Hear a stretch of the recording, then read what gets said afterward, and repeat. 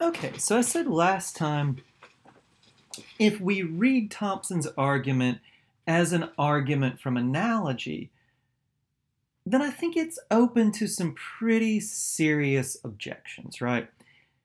There are some very real and very serious ways that normal pregnancy and the decision to have an abortion don't look like this violinist case.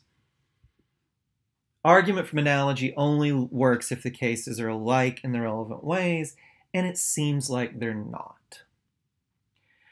Okay, but I think there's a better argument we can give Thomson, and I think it's really the one she has in mind.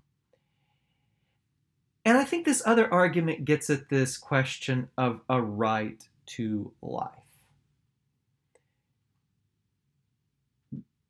People have a right to life, but what does that mean? And I think she'll say, well, even if the fetus has a right to life in one sense of the term, even if it has the same right to life as you or me, abortion is still permissible. And I think the best way to read the violinist case is as making, not as a neat argument by analogy, but as making this point about a right to life. Well, okay, what is this point, and what is she getting at, and why is it ambiguous what a right to life means? Well, Thomson says, and I think she's right about this, that we might mean two things by a right to life.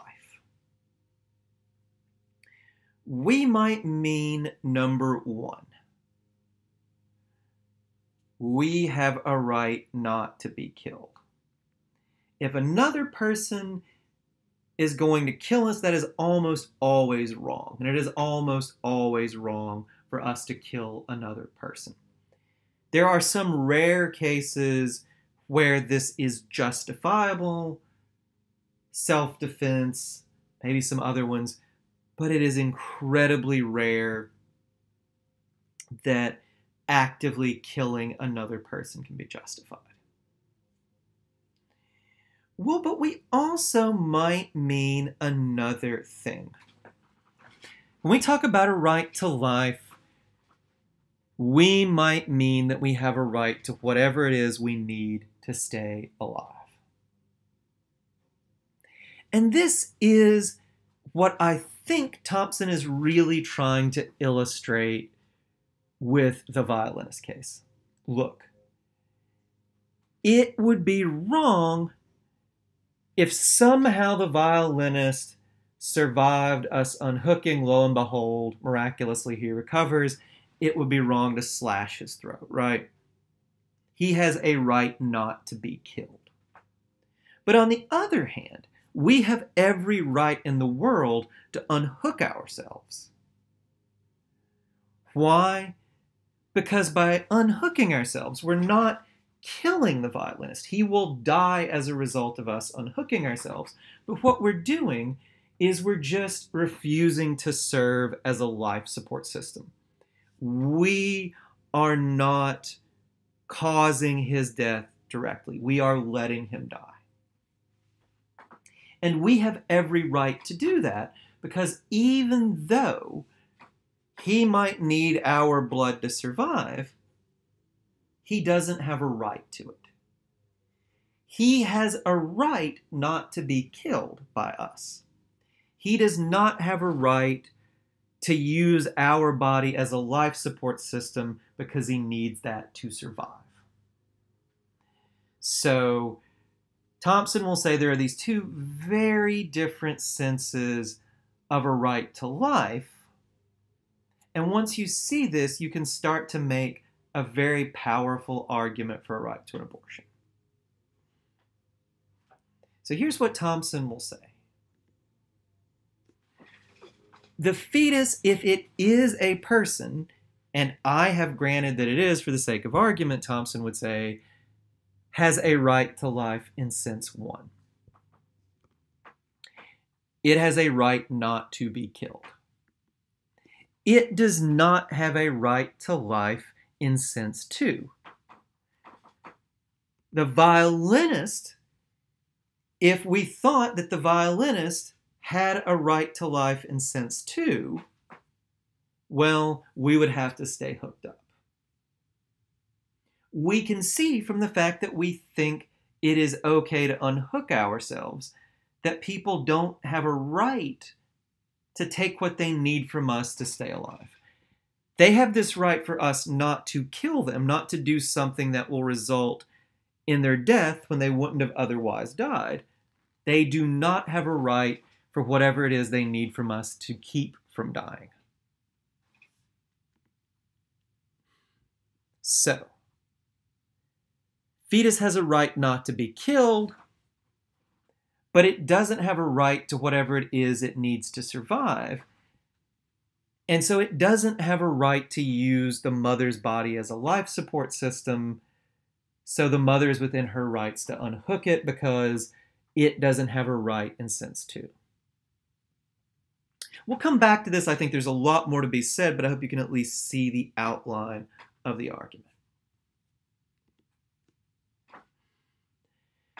And so here, I think we can see a very good response to Marquis. It is, and here's what I think Thomson would say. It is wrong to do something that deprives of a being of a future like ours that it would otherwise have. If you do something that brings about the death of another person when he or she wouldn't have died, you are the cause of that person not having a future. You have taken away this valuable future from them. That is why killing is wrong. She can grant that. But it's not wrong to do everything you would have to do to make sure another being has a future like ours.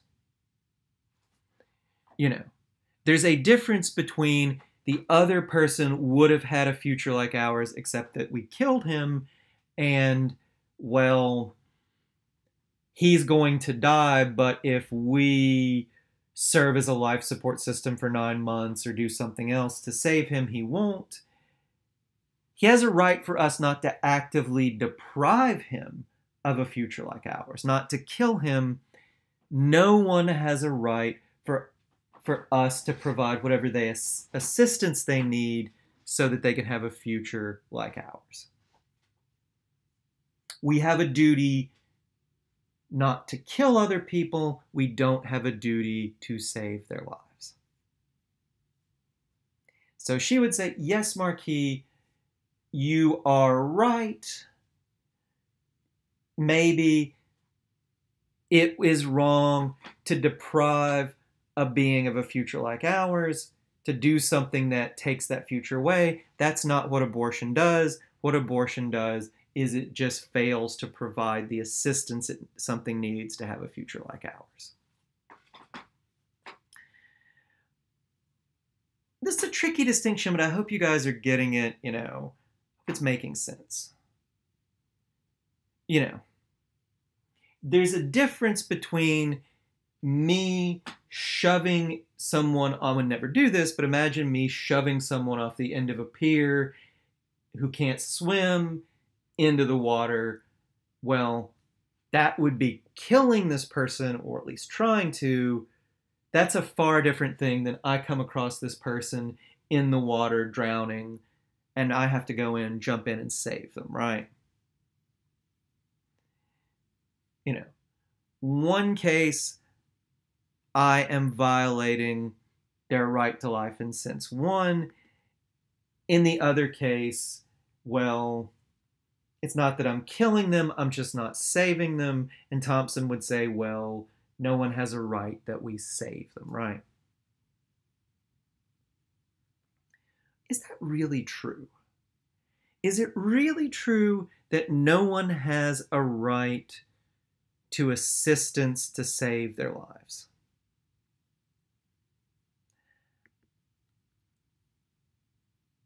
I think Thomson is wrong about this. Now, I'm going to say why. I'm not sure her argument needs this, but this claim we have no right to life in sense two, I do think we have some rights of assistance against other people.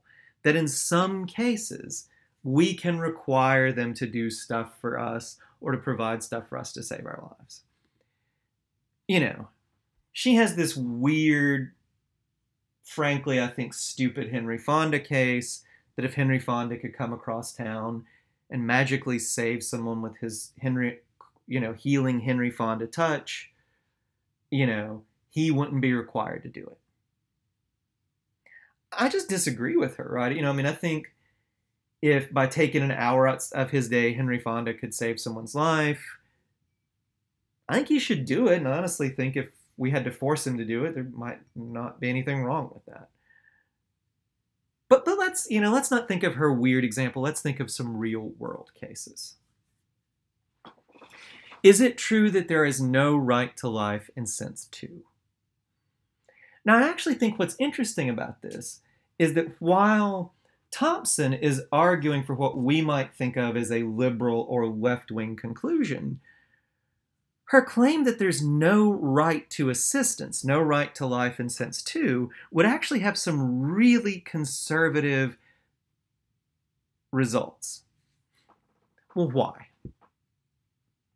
Well, the most natural way to justify a program like Obamacare or Medicare, Medicaid, Social Security, SNAP, SNAP being what people commonly call food stamps, the best justification, the most natural way to justify these things, I think, is that we say, well, without these programs, people might starve or die without medical care.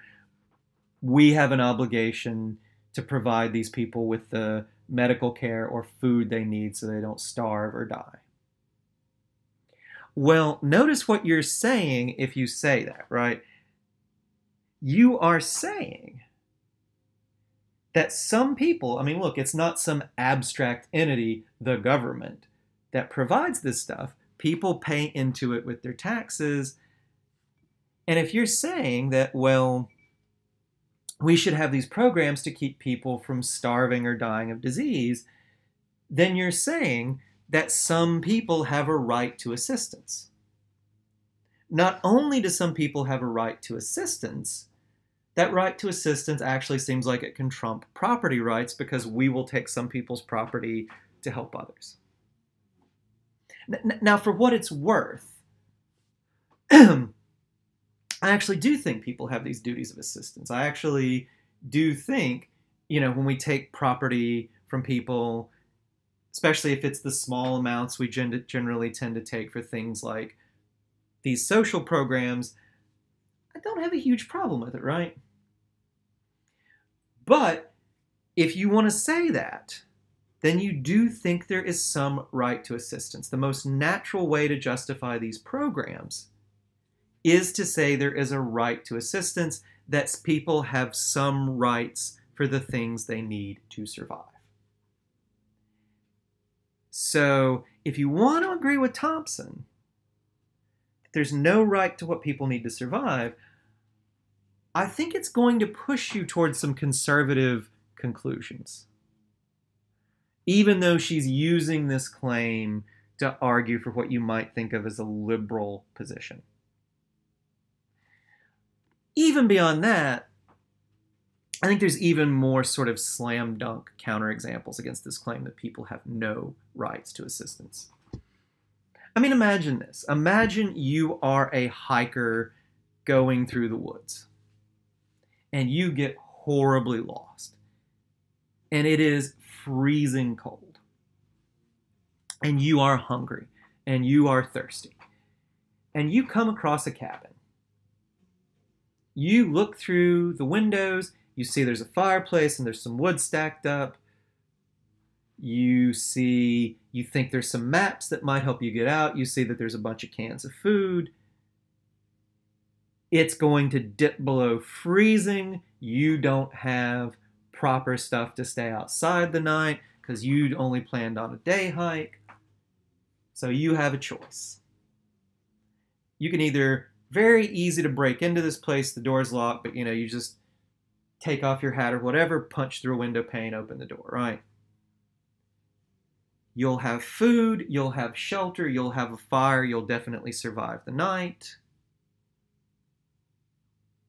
Would anyone seriously doubt that you are justified in breaking into this cabin? I think it would be crazy to deny that you are, right? And I don't think the person who owns the cabin would have any grounds to complain if you just burnt some of their wood, ate some of their food, and tried to use their mat to get out, right? Or just ate their food and burned their wood, tried to stay alive long enough to be rescued. Well, if you want to say that you have a right to their wood and their food and to use their shelter, that you've done nothing wrong by breaking in and taking what you need to survive, if you want to say that, and I think most sane people would, then we do have some rights to assistance, right? You have a right to take this person's property, to even damage this person's property, because doing so is what you need to survive. It seems hard to argue with that. I actually think that Thomson makes a mistake here. I think you can grant that there is a right to life in sense 2. There is a right, some right to assistance, some right to what we need to survive from others. But I also think that it is a weaker right than a right to life in sense 1. We have a right to assistance, but it doesn't have as much weight when we're weighing rights as rights to life in sense 1. And not only is it weaker, I think we could say that a right to life in sense 2 is trumped by a right to our own bodies. In fact, I think we have to say that. Look, there's a difference between taking some money I would use on whatever, I'd probably buy books with it, or I don't know. I really like old cameras and film. I would probably buy an old camera or film with it, right? There's a right taking that money from me and using it to help somebody who would otherwise starve or not have decent medical care, and violating my right to my body. So think about it this way, right? Almost everyone listening to this lecture, the vast majority of you, have 2 healthy kidneys. If you were to give one of those kidneys to somebody who is on dialysis, you could greatly improve the quality of their life. You could lengthen their life by a number of years. By any real sense of the term, you could save their life, right? You could take great steps to ensure that they have more of a valuable future than they would otherwise have. But I don't think any of us would say that the state has a right to take our kidneys and give them to strangers, even if those kidneys might save the lives of those strangers. Why? Because even if people have some right to an assistance, we have a right to our own bodies. And our right to our own bodies trumps this right to assistance. If taking a little bit of my money will save your life, then fine, good, take a bit of my money. Right to property might be trumped by this right to assistance. But our rights to our own bodies are not. And if you don't want to say that, then you have to say, well, it'd be okay for the state, the government, to take our kidneys and give them to people who are sick. None of us want to say that. In fact, most of us wouldn't even want to say that the state should be able to force a parent to give up an organ to save the life of their child, right? I mean, it goes further. This right to your own body is a really compelling one, right? you could save, if you don't currently give blood, you could save people's lives not just by giving an organ, you could give blood more often. But we wouldn't think the government has a right to, even if you have O positive blood, the universal donor, government doesn't have a right to send somebody around, tie you to a table, and take your blood, right? Or even fine you a bunch of money for not giving blood. Yes, people who need blood or organs need assistance, but your right to your own body trumps any right to assistance they might have. It's a weightier, heavier right. So, what I think all this shows is that even if there is some right to assistance, some right to what we need to survive, there's no right to use another person's body to get what we need to survive. The right to our own body trumps any right to assistance. That's why it would be okay to unhook yourself from the violinist. If you could save someone's life just by putting your hand on their head, I don't share Thomson's thought that it would be wrong to make you put your hand on their head. It's just weird to me, right? If you could save someone's life just by being in the same room with them for an hour, I'm not even sure it would be wrong to make you stay in that room for an hour, right? But if we start to have to drain your blood or violate your right to your body, then I think it would be wrong to force you to save another person's life.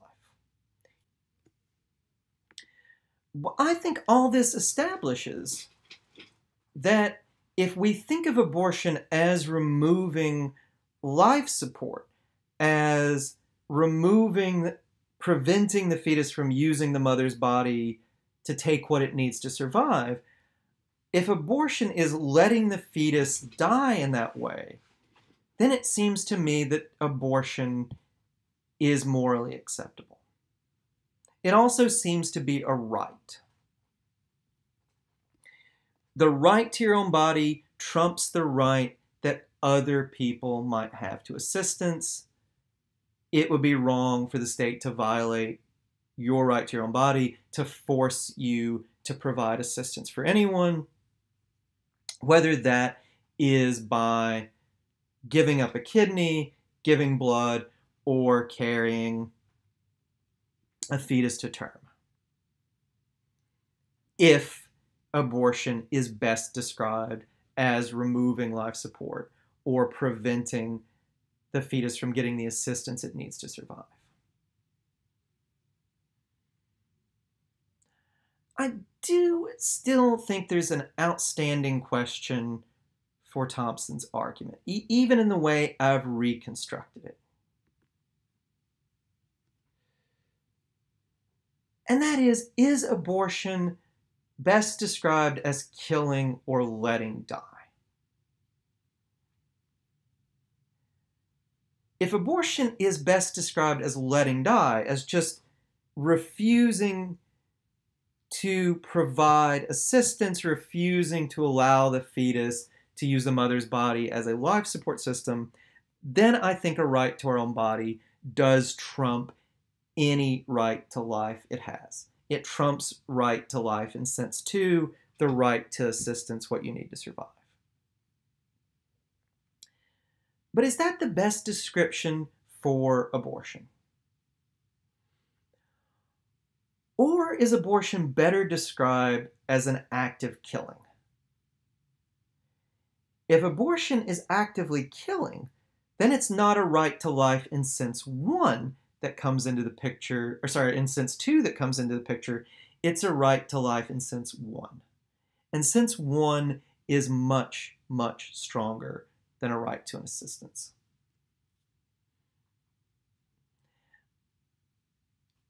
I'm just not sure about this. I mean, think of it this way, right? This is an example from another famous philosopher, Philip Foot. It's also weird, but bear with me, I can't come up with a better one. Imagine that somehow you were going through a system of caves, and there's a guy in front of you, and he's a lot bigger than you are. It's a big dude, and y'all are leaving, and somehow he gets caught on the way out and can't get loose. And imagine you have to wait for this guy to lose weight. You might have to wait a long time till he gets thin enough to get loose and get out.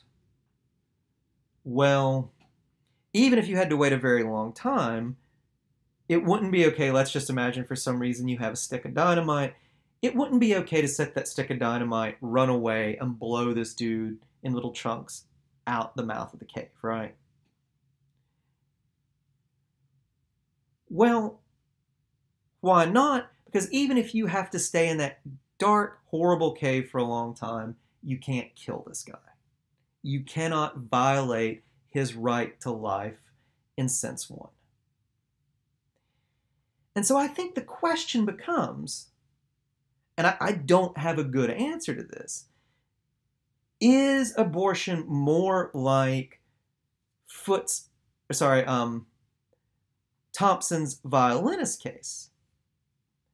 Is it really just like the violinist case, unplugging and letting the fetus die? Well, if it is, then Thomson's argument is a slam dunk. It works. But if it's best described, if it's more analogous, if it's more like Foote's cave case, if it's best described as a killing, then I don't think that Thomson's argument works, even if we grant her every single premise. And I'll be honest, I'm not sure what to think of this. I am not sure what the best way to describe abortion is. I do think that this is a huge hole in Thomson's argument, that she needs to do a lot more work to show that abortion is best described as a letting die and not as a killing. It's best described as a failure to provide assistance and not best described as actively doing something to deprive something of a future like ours. I think Thomson has a really interesting argument. It's very creative. I would have probably written it a little differently. I think she could make some of her points clearer. But I think when you get down to it, this claim that abortion is a letting die and not a killing, her argument depends on that. And she really doesn't provide a lot of argument for it. Now, I'm not saying she's wrong about that. I don't know. I just do think it is a flaw in the argument, a point where there definitely needs to be more support.